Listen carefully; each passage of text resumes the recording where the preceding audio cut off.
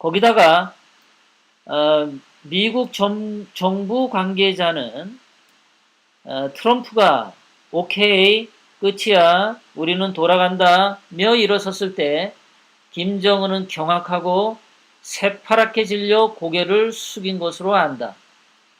트럼프를 100% 사로잡을 수 있다고 생각했던 만큼 기대치가 굉장히 높았죠. 이런 그 기대치를 최대한으로 높인 것이 바로 트럼프 대통령의 그 의도였다라는 거죠. 어저께도 말씀드렸지만 김정은을 사랑해. 김정은과 나 트럼프는 사랑에 빠졌어. 김정은은 착한 아이야. 김정은이 이번에 회담을 잘하면 북한도 경제 발전을 할 거야. 북한에 있는 원산 같은 해변 지역은 세계에서 아주 유명한 휴양 관광지로 내가 개발할 수 있어. 온갖 달콤한 말을 다 듣고 김정은은 트럼프를 100% 사로잡을 수 있다고 생각했는데 트럼프한테 돌아온 목소리는 사형 선고와 같은 말이었다. 그리고 김정은은 전용 열차로 귀국 평양으로 가는 길에 올랐을 때 그것을 기다리는 것은 지옥이다. 그래서 제가 어저께도 2월 28일부터 계속해서 김정은이 이 그 평양에서 이 기차를 타고 베트남으로 내려갈 때는 천국의 길이었는데 아주 꿈 같은 천국의 길이었는데 다시 평양으로 가는 기차는 지옥과 같은 열차를 타고 갈 거다라고 얘기를 했는데 일본 기자 역시 김정은을 기다리는 것은 지옥이다 이런 기사를 썼어요. 이 기자하고 저하고는 좀 뭔가 통하는 모양입니다. 우연의 일치치고는 이 일본 기자가 쓴 내용이 제가 방송에서 해왔던 모든 내용을 다 담지 못하고 있어요. 저는 100개의 방송 내용을 했다면 이 기자는 그래도 한 50개는 따라 하는 것 같습니다. 자, 계속해서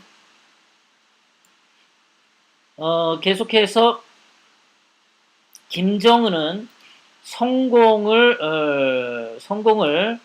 조금 키우겠습니다. 김정은은 성공을 믿어서 들떴으며 제가 말씀드렸죠. 김정은이 엄청난 부푼 꿈에 타올랐던 것 같다. 그래서 한도 끝도 없이 산 꼭대기로 아주 탐욕을 있는 대로 다 갖게 되었다. 그런 말을 한 적이 있는데 이 일본 기자는 성공을 믿고 들떴으며 그리고 노벨 평화상 받을 만하다라는 신문 보도를 북한 전역에 보도를 했답니다. 북한의 최고 존엄인 김정은이 노벨 평화상을 받을 수 있을 거야라는 보도를 북한 주민들에게 몇 날 며칠 떠들어댔던 모양이에요. 그리고 60시간 넘게 전용 열차로 베트남에 들어간 것도 그 북한 주민들에 대한 쇼였는데 북한 주민과 북한군은 내게 했던 뜻은 제재 해제가 올 거야. 그 다음에 남북한 정전 상태가 올 거야. 그리고 북한 주민들은 더 이상 굶어 죽지 않을 거야. 이런 메시지를 북한 주민들에게 주기 위한 쇼를 하려고 열차를 타고 평양에서 베트남까지 갔다라는 겁니다. 그래서 굉장히 즐거워했대요. 김정은이. 그런데 반대로 이러한 것들이 커다란 실패, 빈손으로 돌아간 것으로 드러나면 폭동이 일어난다. 제가 2월 28일부터 어저께까지 여러분들에게 늘 하던 얘기가 오늘 일본 신문에서 저 LA를 인정해주고 있네요. 제가 했던 방송 내용을 이 기자가 들었나요? 어떻게 이렇게 같아도 똑같은 얘기를 하죠?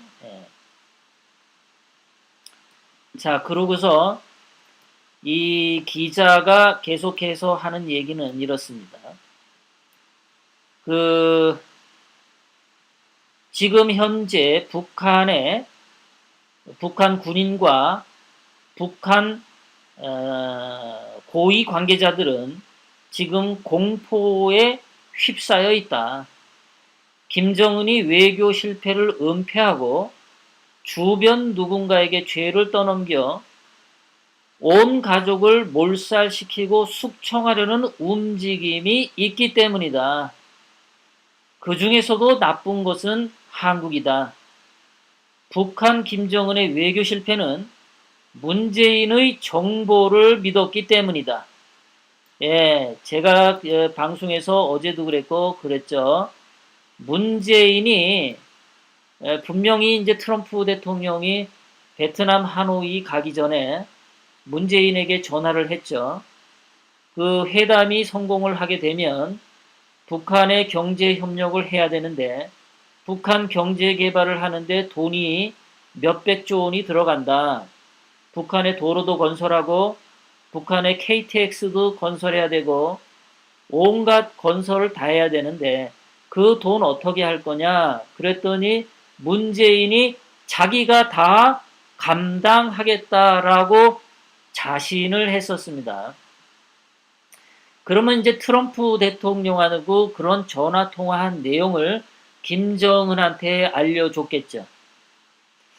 문재인이 그렇게 얘기했을까요? 내가 트럼프랑 얘기를 했는데 회담이 잘 성공이 되면은 말이야 북한에 경제 협력해주는데 문재인 내가 몇백조 원 쏘아서 해주겠다고 약속을 했어. 그래서 그 통화를 딱 들으니까 트럼프가 말이야 김정은 너하고 이 회담 성공할 것 같아. 그러니까 김정은 걱정하지 말어. 이러고 문재인이 중간에서 얘기를 했겠죠. 그리고 문재인은 원래 진실되고 정직한 자가 아니고 누군가에게 자꾸만 이게 거짓말하는 습성이 있다 보니까 김정은을 굉장히 들뜨게 아주 엄청난 탐욕을 갖도록 펌프질을 했을 겁니다. 잘 될 거야. 이번에 실패란 없어. 이번엔 실패란 없기 때문에 뭐라도 한 가지 협상만 합의만 하면 개성공단 열 수 있고 금강산 관광하고 철도 도와주는 거 내가 전폭적으로 해줄 거야 하고 문재인이 약속을 했을 겁니다. 그러니까 김정은이 들떠가지고 문재인 말을 다 믿었겠죠. 이게 세상사 세옹지마고요. 전화위복인 거예요. 문재인이 김정은을 살려준 것 같은데 김정은을 더 빨리 죽게 만드는 역할을 문재인이 했다. 그것은 100%다. 문재인의 그 거짓말로 김정은의 탐욕을 펌프질해서 이러한 엄청난 대실패, 전 세계적으로 지금 김정은은 아주 대창피한 겁니다. 이것을 김정은이 지금같이 공경에 처하게 만든 게 문재인이다. 문재인. 그래서 북한에서 문재인을 용서하지 말아라는 목소리가 지금 터져 나오고 있다. 자, 그렇게 되면은 뭐냐? 앞으로 문재인이 하는 말을 김정은은 하나도 안 듣는다. 아마도 문재인이 북한 평양에 특사를 보내게 되면 한국 관리가 정부 관계자가 평양에 갈 때 아마 평양에서 고문 안 당하면 아마 다행으로 생길 수도 있어요. 아무리 죽일 수도 있을지 몰라요. 문재인은 김정은에게서 아마도 문재인이 지난번 작년처럼 몰래 휴전선을 넘어서 북한으로 월북을 하는 경우가 생긴다면 김정은은 아마 그 자리에서 문재인 목을 따버릴지도 모릅니다. 문재인은 지금 김정은이 회담 실패에서 얻은 이 손실을 문재인은 그 무엇으로도 감당할 수가 없는 상태입니다. 이거는 해소가 안 돼요, 지금이요. 해소가 안 됩니다. 김정은이 트럼프 대통령에게 완전히 항복을 하지 않는 한은 북한 문제를 해결할 수 없다. 트럼프 대통령은 김정은이 항복 문서를 가져오면은 3차 회담을 하겠지만, 지난번처럼 이렇게 타협하고 적당히 하는 회담은 절대 안 한다. 그리고 김정은 자신도 이번에 너무 커다란 실망을 했기 때문에 미국 트럼프 대통령하고 회담할 때부터 아마 오줌을 질질 지릴 거다. 김정은이 인생 태어나서 이번 하노이 회담 실패와 같은 이 엄청난 실패를 당한 적이 없었다. 문재인의 거짓말 때문에 김정은이 낭패를 당했기 때문에, 그래서 아까도 말씀드렸지만 유시민 같은 이 좌파 애들, 한겨레 신문 같은 좌파 신문이 어떻게든지 살리려고 애쓰고 있고 트럼프 대통령 욕을 전혀 못하고 있다. 지금 이 상황에서 유시민 같은 또는 한겨레 신문 같은 좌파들이 트럼프 대통령을 욕을 했다가는 김정은은 더 빨리 죽는다. 그러니까 어떻게든지 미국하고 북한의 회담을 다시 성사시키려고 안간힘을 쓰고 있는 게 지금 대한민국의 좌파들이다. 그래야지 대한민국 좌파들이 살아나기 때문에. 이번에 이 미국과 북한 회담 결렬로 인해서 김정은이 죽는 것은 둘째치고 문재인도 여기서 완전히 죽는 거고, 대한민국에 살고 있는 좌파들도 완전히 여기서 게임이 끝나는 상황에 가고 있다라는 겁니다.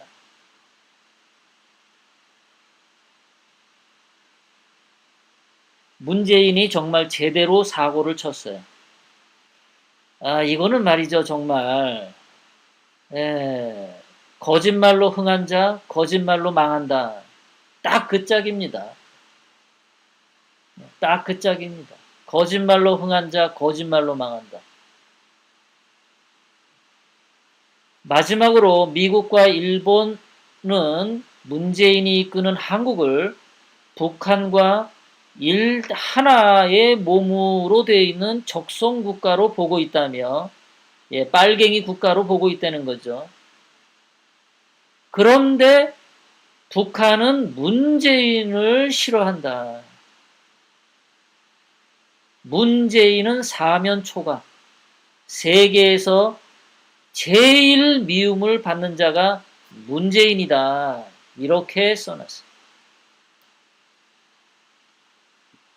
문재인은 요즘 하루하루 잠을 잘 수가 없습니다. 이 엄청난 실수를 문재인은 회복할 수가 없어요.